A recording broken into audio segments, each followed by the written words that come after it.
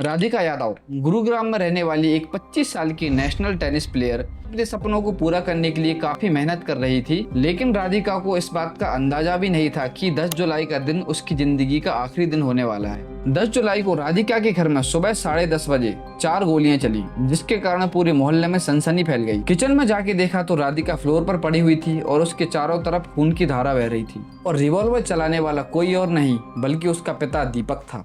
आखिर दीपक के दिमाग में ऐसा क्या चल रहा था कि उसने अपनी बेटी को 1 नहीं, 2 नहीं, 3 नहीं बल्कि पूरी 4 गोलियां मारी। Welcome to the show wrong step. Radhika Yadav का जन्म 23 मार्च सन 2000 को गुरुग्राम में हुआ था। राधिका की फैमिली में उसका पिता दीपक यादव, उसकी मां मंजू यादव और उसका भाई धीरज यादव रहते थे। दीपक एक सक्सेसफुल रियल एस्टेट बिजनेसमैन है, गुरुग्राम में प्रॉपर्टी की डीलिंग करते हैं और भाई धीरज यादव भी उसी बिजनेस में काम करता है। राधिका ने अपनी schooling Scottish high international school Gurugram से कंप्लीट की। कॉमर्स स्ट्रीम में पढ़ाई की और 3rd क्लास से ही टेनिस में अपना करियर स्टार्ट भी कर दिया था। राधिका यादव का गेम टेनिस में बहुत ही स्ट्रांग था। उसने जूनियर लेवल पर भारत को रिप्रेजेंट किया और वो हरियाणा में विमेंस डबल्स कैटेगरी में 5वीं पोजीशन पे थी। राधिका ने टेनिस में बहुत सारी ट्रॉफीज भी जीती। कोच की हेल्प से, घर वालों के सपोर्ट से राधिका का गेम और भी स्ट्रांग होता गया। सब कुछ ठीक चल रहा था, लेकिन साल 2023 में टेनिस खेलते समय राधिका को कंधे में चोट लग गई, जिसके कारण उसने प्रोफेशनल लेवल पर टेनिस खेलना बंद कर दिया। लेकिन राधिका ने यहाँ भी हार नहीं मानी। उसने अपनी खुद की टेनिस एकेडमी स्टार्ट की, जहाँ वो 6 से 10 साल के बच्चों को कोचिंग देने लगी और इस एकेडमी में उसके पिता दीपक ने 1.25 करोड़ रुपयों का इन्वेस्टमेंट किया। राधिका की प्राइमरी इनकम यही एकेडमी ही थी। राधिका इंस्टाग्राम पर भी काफी एक्टिव थी। उसने टेनिस बेस्ड रील बनाना स्टार्ट ही किया था। साल 2024 में एक यूट्यूबर इनाम उल हक के साथ में उसने एक म्यूजिक वीडियो भी रिलीज किया था, जिसका नाम था कारवां।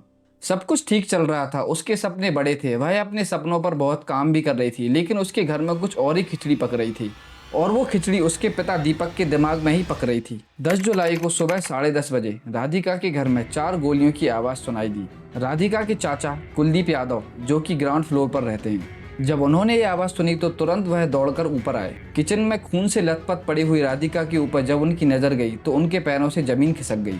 राधिका जमीन पर खून से लथपथ पड़ी हुई थी और राधिका का पिता दीपक चिल्ला चिल्ला कर यह कह रहा था कि मैंने राधिका को मार दिया, मैंने राधिका को मार दिया। कुलदीप बिना वक्त गवाए राधिका को हॉस्पिटल ले गए, लेकिन तब तक बहुत देर हो चुकी थी। डॉक्टर्स ने राधिका को मृत घोषित कर दिया।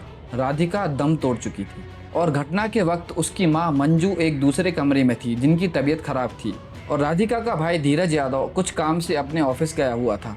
ये सब होने के बाद में राधिका के चाचा कुलदीप यादव ने दीपक यादव के खिलाफ FIR दर्ज कराई और उसको पुलिस से अरेस्ट करवाया। और जब पुलिस ने दीपक से पूछताछ की तो दीपक ने स्टेटमेंट दिया कि मैं लोगों के तानों से परेशान था। मुझे बोला जाता था कि मैं अपने बेटी के पैसों पर जी रहा हूँ। उसने पुलिस को ये भी बताया कि उसे अपनी इज्जत की बहुत परवाह थी।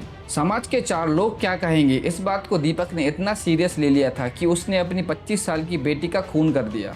अरे जिस बेटी को उसने 7 साल की उम्र से टेनिस एकेडमी भेज दिया था, उसके सपनों को पूरा करने के लिए उसे टेनिस एकेडमी भी खोल के दी और आज उसी को मार दिया, क्योंकि लोग बोलते थे कि तू उसके पैसों पर जी रहा है। दोस्तों, ये कोई वजह नहीं होती हत्या करने की। अगर हर आदमी दुनिया के तानों से परेशान होकर किसी अपने खाई खून कर दे तो ये समाज में इंसानियत नहीं बचेगी। लेकिन दोस्तों, इस केस में सिर्फ ईगो ही वजह नहीं हो सकती है। इस केस के और भी पहलू हो सकते हैं।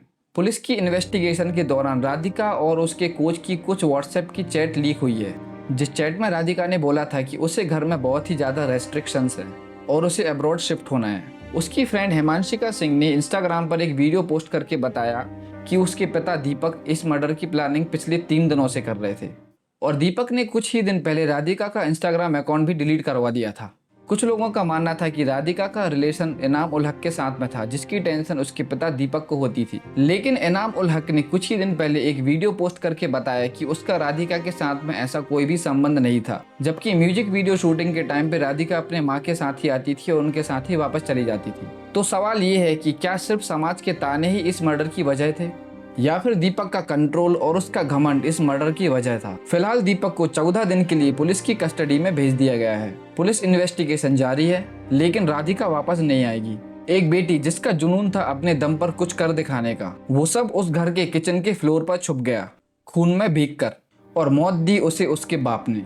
अगर दीपक ने समाज के तानों के कारण उसकी बेटी की हत्या कर दी है तो यह एक हत्या नहीं बल्कि एक पागलपन है। आपको क्या लगता है, क्या सिर्फ ताने मारना ही इसकी एक वजह हो सकता है? अपना ओपिनियन कमेंट्स में ज़रूर लिखें। अगर आपको ये वीडियो अच्छी लगी है तो वीडियो को लाइक कीजिए, कमेंट कीजिए, शेयर कीजिए और इस चैनल को सब्सक्राइब कीजिए।